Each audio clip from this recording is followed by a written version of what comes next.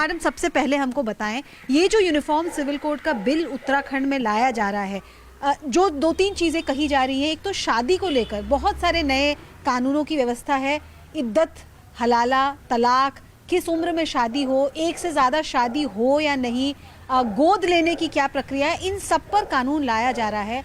आपके हिसाब से क्या ये मुसलमान महिलाओं के लिए एक अच्छा कदम है?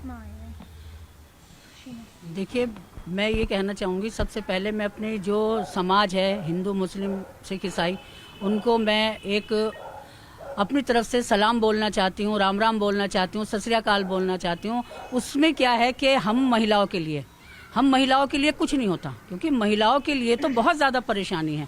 अगर हमारा ये जो सामान्य नागरिक के लिए जो उन्होंने कानून बनाया है, उस चीज़ के लिए हम दुखी इसीलिए हैं कि इसमें एक समाज को ही टारगेट किया जा रहा है, और वो समाज मुस्लिम समाज है। अब आप भी बताइए कि सबसे पहले शादियों का मसला है।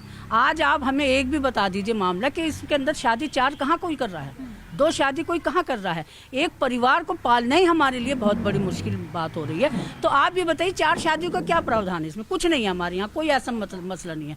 लेकिन अगर दूसरा मसला हमारा इद्दत का आता है कि अगर हस्बैंड मर जाता है और इद्दत का मसला है, वो मेरा अपना है मसला, निजी मसला है। मैं अपने शौहर को उस 4 महीने 10 दिन के अंदर इबादत करके अपने शौहर को एक सवाब पहुँचाना चाह रही हूँ, तो उसके लिए हमारे ऊपर ये दबाव नहीं रहना चाहिए। हलाला और ट्रिपल तलाक को बार बार कहा जाता है कि ये शोषण है। नहीं, देखिए, हमारे यहाँ ये सब अफवाह है। ये लोगों की एक मानसिकता, गंदी मानसिकता है कि हमारे अपने मुस्लिम समाज को, हमारे एक मजहब को अलग ऐसा है कि गलत तरह से पेश किया जा रहा है, जो कि मैं उस चीज़ की निंदा करती हूँ। हमें तकलीफ होती है उस चीज़ की। हमारे यहाँ हलाला का मतलब क्या है? हलाला उस चीज़ को कहते हैं कि मान लीजिए मेरे शौहर ने मुझे तलाक दे दी, उस तलाक के बाद में वो मेरी 3 महीने 10 दिन की इद्दत के बाद में मेरी जिम्मेदारी है कि मैं दूसरे से शादी करूँ। और बाय द वे अगर उस हस्बैंड की तलाक हो जाती है, उस हस्बैंड से भी, या वो हस्बैंड की डेथ हो जाती है, तब मैं उस हस्बैंड से, जो पहला मेरा एक्स हस्बैंड था, उससे मैं अपने दोबारा निकाह कर सकती हूँ। लोगों को ये लोगों की जो आम धारणा है कि हलाला मुस्लिम महिलाओं पे अत्याचार इसलिए है क्योंकि अगर आप अपने पहले पति के पास लौटना चाहें तो पहले किसी दूसरे शख्स के साथ आपको रिश्ते बनाने पड़ेंगे, तभी आप पहले पति के पास लौट पाएंगी।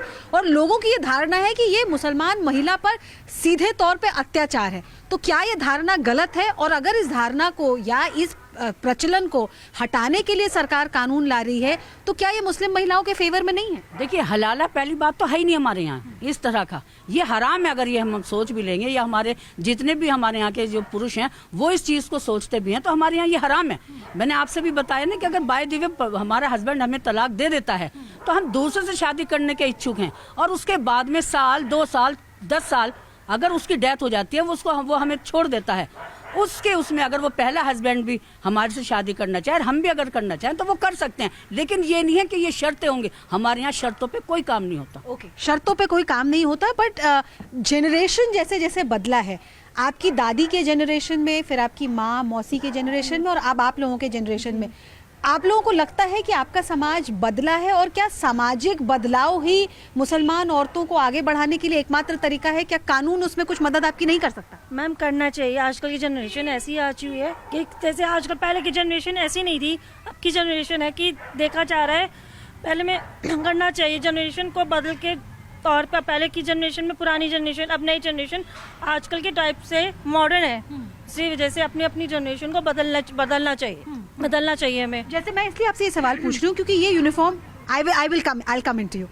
In the Uniform Civil Code, if you're comfortable in English, let me ask you this in English only. In the Uniform Civil Code, one of the things being proposed is to criminalize polygamy. Multiple शादी करना। तो मुसलमान जो young लड़की है, जो पढ़ी लिखी है, वो क्यों चाहेगी कि उसका हस्बैंड मल्टीपल शादी करे? इस कानून में क्या दिक्कत है? नहीं करनी चाहिए। अगर ये लड़की एजुकेटेड है, उसे अपनी शादी करनी, अगर लड़की उसके साथ लड़का कंफर्टेबल नहीं है, तो लड़की को इजाजत देनी चाहिए कि वो कर ले शादी बिना तलाक के। नहीं जी, बिना तलाक के जी कर सकता है। हमारे यहाँ शरीयत में इजाजत है। जी, मैं जानती हूँ इजाजत है, but as a Muslim girl, young girl, will you be comfortable? आप इस सिचुएशन में कंफर्टेबल होंगे कि आपका पति आपको तलाक दिए बिना दूसरी शादी? जी कर सकता है। अगर वो हमारे साथ कंफर्टेबल नहीं है तो वो कर सकता है दूसरी शादी। आप भी इस व्यू के साथ अग्री करती हैं? आप बैठे रहिए। इस व्यू के साथ आप भी अग्री करती हैं कि polygamy should be allowed? You think so? देखो, it depends on the situation. Polygamy को लोगों ने गलत तरीके में ले लिया है। पॉलीगैमी को पहले इस तरीके से लिया जाता था, जैसे पहले सिचुएशंस ऐसे हुआ करती थी। If suppose there were widows, widows, right, who could not sustain themselves. So, and as per the sex ratio, you know, the sex ratio was so marginalized at that time कि मतलब कि जो women section था वो कम था. If I give example of some women, they cannot sustain themselves because lack of education. ठीक है, lack of employment opportunities, ठीक है. एंड सबसे पहले तो एक जो सर पे साया होता है वो नहीं होता है, ठीक है. अगर जब सर पे साया नहीं होगा, एजुकेशन नहीं होगी, वो क्या अपने आप को सस्टेन कर पाएंगी? बट क्या आपको लगता है ये जो दिक्कत की आप बता रही हैं, इकोनॉमिक प्रॉब्लम जो है महिलाओं की, ये तो हिंदू महिला के साथ भी हो सकती है, जो गांव में जो हिंदू महिला है, बट हिंदू धर्म में जो इस बात को आगे बढ़ाते वक्त हिंदू कोड बिल जब लाया गया तो उसमें बहुत साफ तौर पे कह दिया कि हिंदू पुरुष 2 शादियां एक साथ नहीं निभा सकता. तो बार बार पूछते हैं कि अगर हिंदू पुरुष एक साथ 2 शादियां नहीं कर सकता तो ये इजाजत किसी मुसलमान आदमी को क्यों दिया जाए, और यही लॉजिक वो देते हैं पॉलीगैमी को बैन करने के लिए. आप इस लॉजिक पे क्या कहेंगे? मैं इस लॉजिक पे यही कहना चाहूँगी, वही वाली मेरा जो फेवर है ये फाइनेंशियल स्टांस वाला है. अगर उनको एम्पावर किया जाता है वुमेन को, अगर वुमेन को एम्पावरमेंट दी जाती है तो या they can take their own stand, ठीक है, वो खड़ी हो सकते हैं. अब यहाँ पर उनकी क्या कहते हैं रोटी कपड़ा मकान की उनको इतनी टेंशन है तो वो इन सब के लिए कहाँ फाइट करेंगी?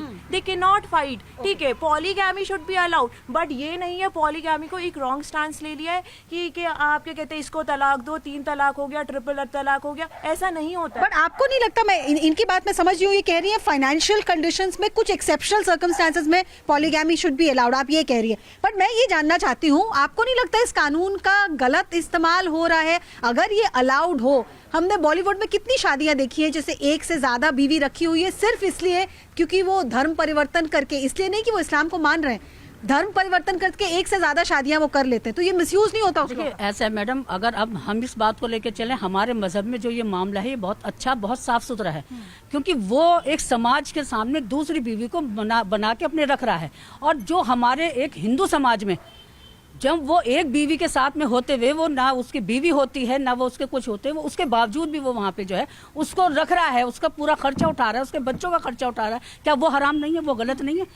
हिंदू लॉ में 2 शादी नहीं है, लेकिन उसके बावजूद भी लोग बाग 2-2, 3-3 अपनी जो है साथ में रख रहे हैं अपनी गर्लफ्रेंड बना के, वो गलत नहीं है? तो इसमें ओके, तो इसमें मैं आती हूँ यूसीसी का जो तीसरा प्रावधान है उस पे. यूसीसी में ये भी प्रपोजल है कि लिव इन रिलेशनशिप में अगर कोई है तो उसको रजिस्टर करा ले. आपके पहले देखिए, इसी सरकार का पहले ये था कि लिव इन में रहिए, लिव इन में रहने के बावजूद उस वक्त में ये था कि अगर वो उसको अलग होना चाहे तो वो अलग हो सकती है, उससे वो अपना खर्चा नहीं मांग सकती. अगर फिर उसके बाद दोबारा ये हुआ कि अगर उससे कोई संतान पैदा होती है तो वो संतान का भी उसका वो हक ले सकती है. आज उसको वो रजिस्टर्ड करा रहे हैं, तो इसका मतलब तो यह है कि लिव इन में रह के फिर वो दूसरी शादी का भी वो कर सकता है. मतलब आप इसके खिलाफ हैं? मैं बिल्कुल खिलाफ हूँ इस चीज के लिए. Again young Muslim woman, I also oppose live-in relationship because if it is registered, मतलब अभी तो वो लिव-इन में किसी और के साथ है, कल किसी और के साथ आ जाएंगे. ये तो एक एक्सप्लॉइट किया जा रहा है वुमेन को, एक्सप्लॉइट किया जा रहा है. ओके, आई सी जी. आप हमारे समाज में जो है वो एक प्यार से उसको सबके समाज में उसको कबूल कर रहा है, और उसके बावजूद जो हमारे दूसरे समाज हैं जिसके लिए कोई आपत्ति नहीं है, वो 3-3 उसके साथ में 2-2 गर्लफ्रेंड उसके साथ में रह रही है, उसके लिए ऑब्जेक्शन नहीं है. हमारी दूसरी शादी को लेकर ऑब्जेक्शन है. और देखिए जब पॉलीगैमी होती है बेसिकली, देखिए मैंने न्यूट्रल स्टैंस रखा था, लेकिन बात ये देखिए ना, आप शादी कर रहे हैं, आप उसको भी उतने ही हुकूक दे रहे हैं, उतने ही राइट्स उन्हें भी दे रहे हैं और उन्हें दे रहे हैं. लेकिन क्या लिव इन में क्या हो रहा है? लिव इन में तो आप क्या है, बस एक रजिस्ट्रेशन हो गया. क्या अब वो फैमिली क्रिएट करेंगे, जो उससे बच्चे होंगे, तो वो क्या वो उनको वो वाला राइट मिलेगा? क्या मिलेगा उनको वाला राइट? नहीं, वो कभी भी छोड़ सकते हैं उस चीज को, ठीक है. तो फिर वही एक्सप्लॉइटेशन वाला केस आ रहा है. I don't think so. आपको लगता है ये विरोधाभास है? It is contradictory. क्या समाज के लिए है madam. Polygamy it is allowed कि वो पूरे इक्वल हुकूक दिए जाते हैं, इक्वल राइट्स दिए जाते हैं. ये सिर्फ एक समाज के लिए है मैडम, और कुछ नहीं है. अभी ये ट्रिपल तलाक को लेके हो, चाहे ये यूसीसी को लेके हो, और अब जो आगे की ये अपनी तैयारी कर रहे हैं, जो हमारी सत्ताधारी पार्टी हैं, वो इस चीज को लेकर के चल रहे हैं, जो हमें इस चीज के लिए ये महसूस हो रहा है कि सिर्फ एक समाज ही ऐसा है जो सब समाज से अलग है. Okay, let me see if the main here also have their view. Sir, अपना नाम बताएं.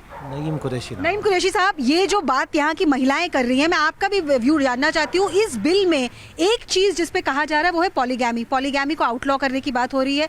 हलाला, इद्दत जैसी जो प्रथाएं हैं उनको भी यूनिफॉर्म सिविल कोड में यूनिफॉर्मिटी लाने की, तो most probably this will not be allowed. जो आपके धर्म में पर्सनल लॉज में हलाला और इद्दत की प्रोविजंस है वो कहते हैं एक्सप्लॉइटेटिव है टुवर्ड्स वुमेन. Your views? इद्दत कैसे एक्सप्लॉयटेटिव है, हलाला कैसे एक्सप्लॉयटेटिव है और पॉलीगैमी क्या है। पहले तो मैं आपसे पूछना चाहता हूँ कि आपने आज की डेट में कितने मुस्लिम्स ऐसे देखे जिनकी एक से ज़्यादा वाइफ है।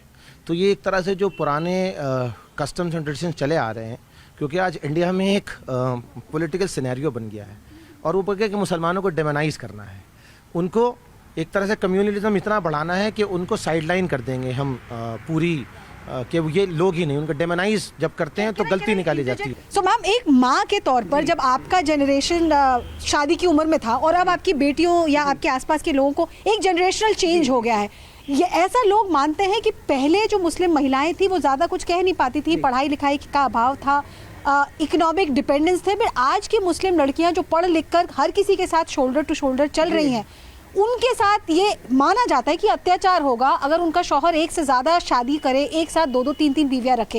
इस बैकग्राउंड में अगर सरकार ये कहती है कि पॉलीगैमी अलाउ नहीं हो, एक से ज़्यादा शादी शौहर को ना, तो क्या दिक्कत हो सकती है किसी? नहीं, कोई दिक्कत नहीं होनी चाहिए। वो जो है, जो कानून बना है वो सभी के लिए होना चाहिए, सिर्फ मुस्लिम्स के लिए नहीं, सभी के लिए होना चाहिए ना वो।